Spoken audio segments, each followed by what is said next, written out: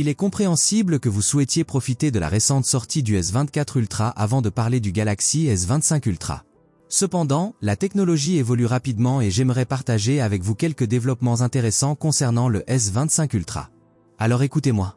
Vous voyez, lorsque Qualcomm a lancé le Snapdragon 8e génération 3 pour le S24 Ultra, ils ont également annoncé qu'ils passeraient au cœur Orion pour le Snapdragon 8e génération 4, qui se retrouverait finalement sur le S25 Ultra.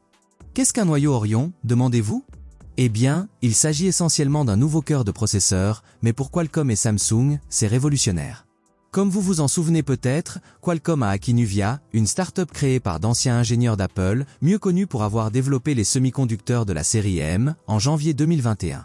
En octobre de l'année dernière, Qualcomm a déclaré que ces cœurs étaient nettement plus économes en énergie et plus performants. Mieux que la puce Apple M la plus récente.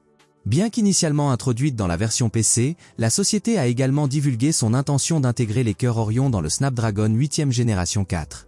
Aujourd'hui, nous avons divulgué un score de référence pour vous donner un aperçu de ce que cette puce peut faire. Tout d'abord, cette puce est fabriquée à l'aide des nœuds 3nm de TSMC et les rumeurs prétendent que Qualcomm a fait des progrès significatifs avec des performances de processeurs potentiellement rivalisant avec les puces de la série M d'Apple, sans parler de leurs puces de la série A.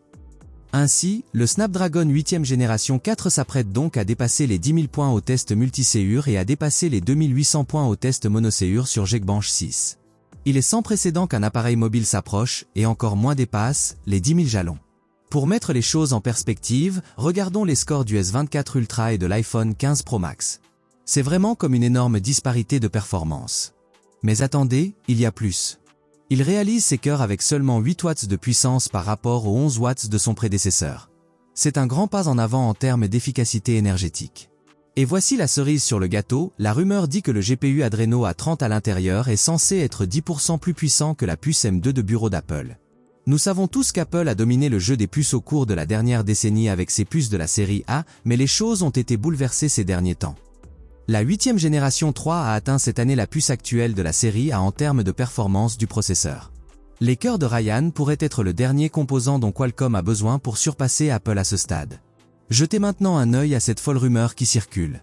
La rumeur court que Samsung consacre tous ses efforts à la puce Exynos pour la gamme Galaxy S25.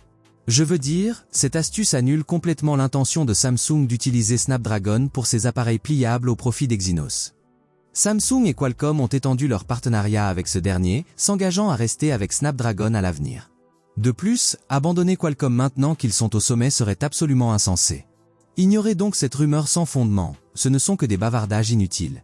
Dans l'ensemble, le Snapdragon 8 Gen 4 du Galaxy S25 promet de constituer un grand pas en avant dans la technologie des chipsets mobiles.